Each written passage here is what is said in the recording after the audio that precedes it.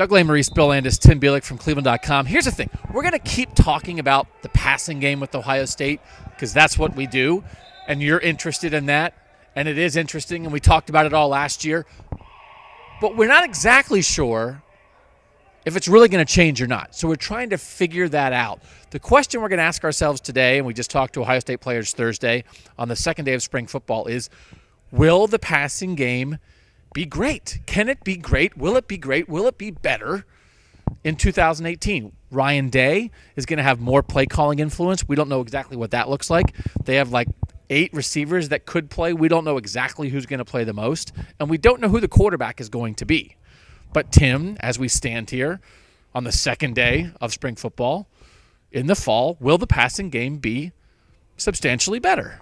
I think it certainly definitely has the potential to be. I think it can, because what we saw last season with Kevin Wilson and Ryan Day coming in is they took essentially the same offense from 2016, and it looked much more competent and looked more consistent. The passing game, it wasn't explosive, but it was better all around. And I think, in talking to Zach Smith, talking about how he was the plan to replace JT, you got to find the offense from somewhere, whether it be, again, running more or throwing more, and you got 2 different quarterbacks. We assume that the top 2 guys in Dwayne Haskins and Joe Burrow. If we see Burrow, it could be a little similar to what we've seen from JT. And with Haskins, we're going to see more of a down-the-field vertical passing attack.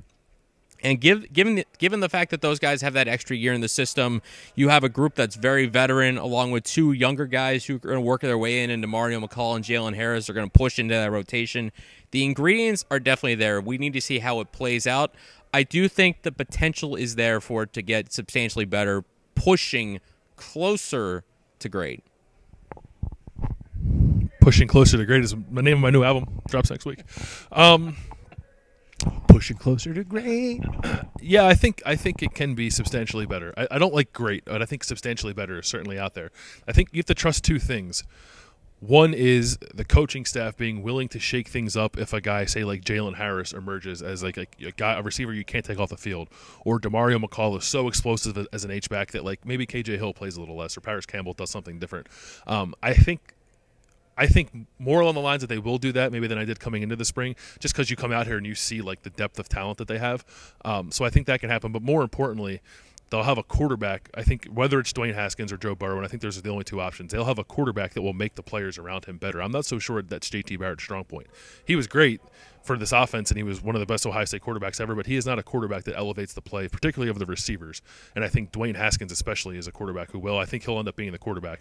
And when you have a quarterback who is willing to throw it anywhere to anyone, those guys have no choice but to make plays. So I just think they'll be put in better positions, and because of that, the passing game will be better.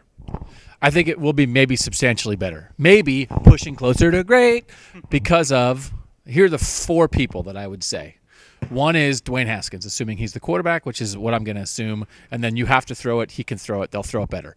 2 is Austin Mack, who I think all 3 of us agree has a very good chance to be the breakout receiver. I think he can be a guy who can make plays on a regular basis. 3 is Paris Campbell, who I expect to be used even better and more in the short passing game and be more explosive there. But actually the guy at the top of the list for me, who is why I think it will happen, is Ryan Day. I think Ryan Day, with more control of the offense as a quarterback's coach, they're going to do – you said, Tim, we saw the progress with a lot of the routes and stuff. It's year 2 with Ryan Day. Ryan Day didn't turn down the NFL. Here's the thing.